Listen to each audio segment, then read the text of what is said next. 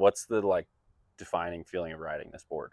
When you're a kid and you make like a really great catch, it's like someone hits the ball and you just like it comes off the bat and then your vision's blurry and then you dive and it's in your glove and everyone's fucking screaming and your mom's like, yeah! That's a great analogy. You're like, that's kind of how this board is a lot. Hell yeah. Like when someone asks me like, what does it do? And I'm like, I don't know. It just makes you feel freaking great. Yeah. Welcome back to the Magic Board Quest. Today we're going to look at my friend Portland's collection of fishes, so I hope you enjoy.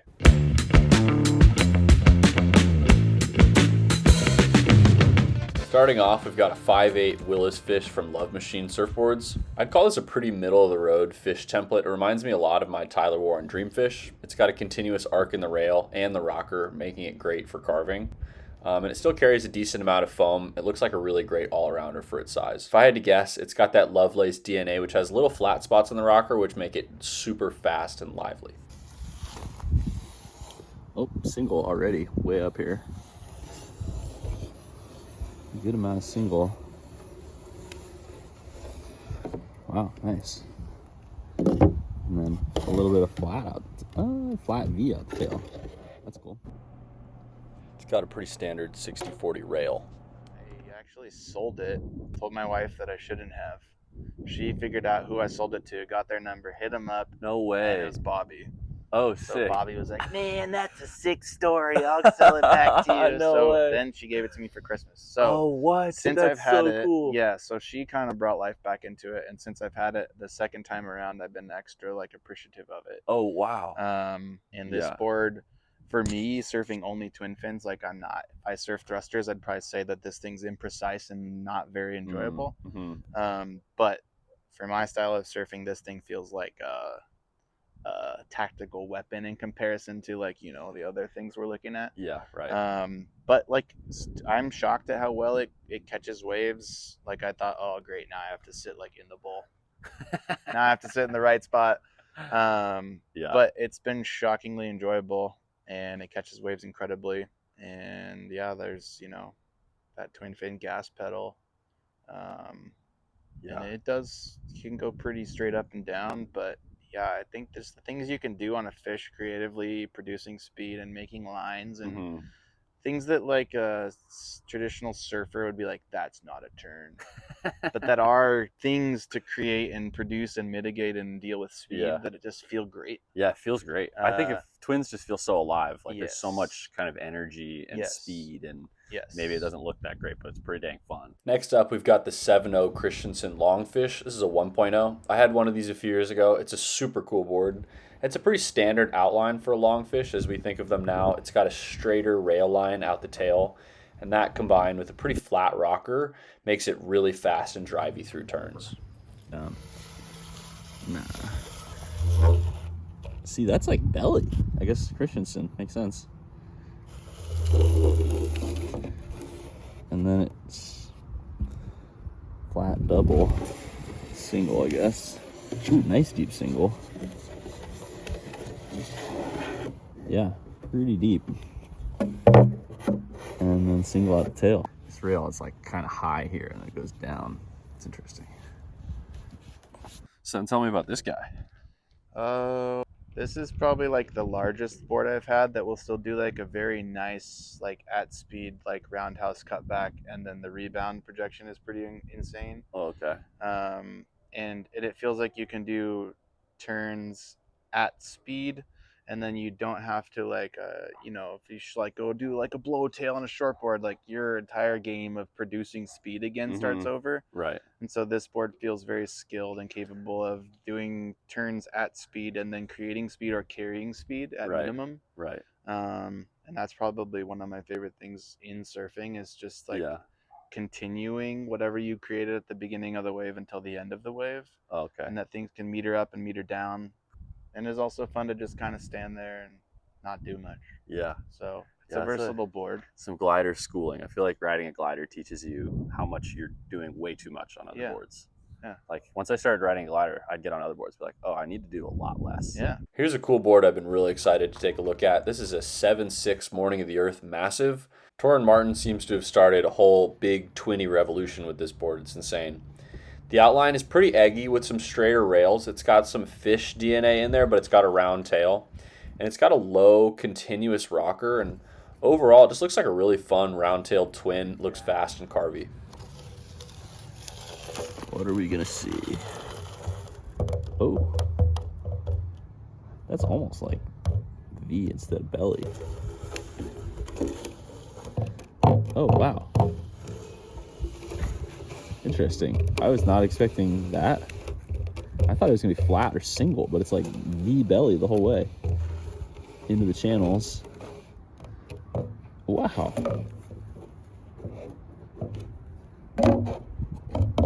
Whoa. Yeah, look at that. That's so interesting. Crazy. It's like very round, full rail. It's pretty sick. This thing, the speed that it was able to create was nuts. I was used to kind of utilizing the late takeoff high line because you're surfing soft mushy waves in town that kind of go down the line. And so it was like stay high, and then I would not even always call it a bottom turn because I often would take off like squatty. Right. But you're like almost grabbing rail down. Yeah. And then yanking rail up to create this speed projection thing. Yeah. And on this board, it was a lot more of upright surfing. Like the bottom turns drawn out and then creating speed coming back up down the line. And then this really kind of felt like you can really, really push turns for a twin fin.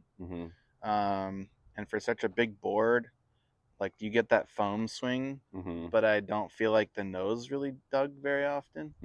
Normal fishtail can feel a little less of it. It's like it's either on or it's off. Right. And this definitely has that scale where it's more just continuous. Constantly engaged. Yeah. Then we've got the 711 Knoffy Fish. The outline is pretty full in the nose and tail. It has this notable kind of hip in the tail compared to the Christenson that would make it more carvy and a little less drivey. The rocker is continuous but low, and overall this looks like a really user-friendly board. Ooh, already some single pretty far up. A little bit. Kind of consistent little single. Ooh, and then flat by the fin. Oh wait, nope, double. And then a tiny bit of V.